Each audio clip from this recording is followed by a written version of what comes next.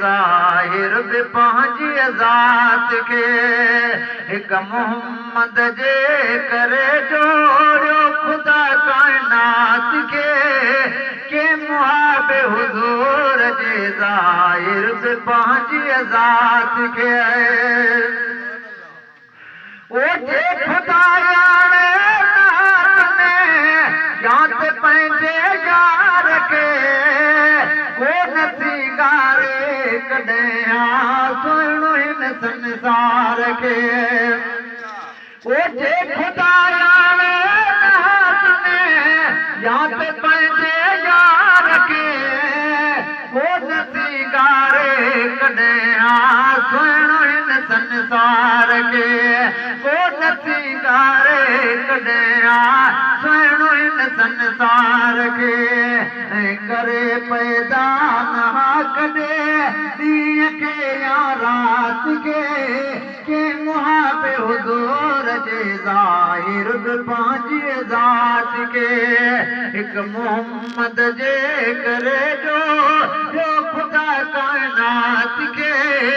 के मुहाबे हुज़ूर जे ज़ाहिर बि पंहिंजी ज़ात खे ओठे ज़िक्र ज़ाती शुरू की न कंहिंजी ज़बान मां चंड तारा की न चमकना वरी आसमान मां ओठे ज़िक्र ज़ाती शुरू की न कंहिंजी ज़बान मां चंड तारा की न चमकना वरी आसमान मां की न बरसाए कॾहिं धरतीअ ते बरसात खे के मुहाबे हुज़ूर जे ज़ाहिर बि पंहिंजी ज़ात खे हिक मोहम्मद जे करे जो ख़ुदा काइनात खे के मुहाबे हुज़ूर जे ज़ाहिर बि पंहिंजी ज़ात खे ओ की न मौत हयात थे छो तयात मुझे ना ऐन का पोई हुजे कंहिंजो सिर्फ मुझे ना ओ की न मौत हयात थे छो तयात मुझे ना ऐन का पोई हुजे कंहिंजो सिर्फ मुझे ना की न पैदा करे मालिक मिनार फात के मुहाबे हुज़ूर जे ज़ाहिर बि पंहिंजी ज़ात खे हिक मोहम्मद जे करे जो ख़ुदा काइनात खे के मुहाबे हुज़ूर जे ज़ाहिर बि पंहिंजी ज़ात खे ओही मिलियो सभु कुझु शान आहे हुज़ूर जो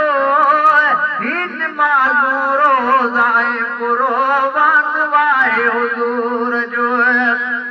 ओही मिलियो सभु कुझु शान आहे हुज़ूर जो हिन माज़ूर रोज़ाए कुर्बान आहे हुज़ूर जो ओ पढ़े की न कहीं कुर्बान जी आयात के मुहाबे हुज़ूर जे ज़ाहिर बि पंहिंजी ज़ात खे हिक मोहम्मद जे करे जोड़ियो ख़ुदा काइनात खे के मुहाबे हुज़ूर जे ज़ाहिर बि पंहिंजी ज़ात खे ओठे अचे जग में रहमत लिल्आलमीन को भला कहंदे अचे यार रूहुल यमीन ओठे अचे जग में रहमत लिल्आलमीन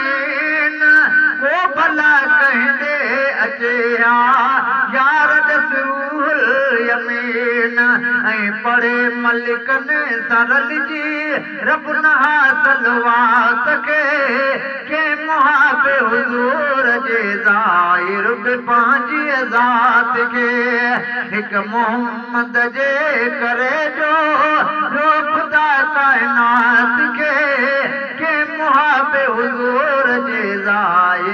पंहिंजी ज़ात खे ओ को चुरे कख पन नहाए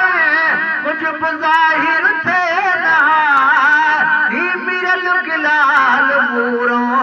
यार शाइर थिए नहाए ओ को चुरे कख पन नहाए कुझु बि ज़ाहिर थिए नहाए ही मिरल गिलाल मूरो यार शाइर थिए नहाए केरु ठाहे गाए हासिल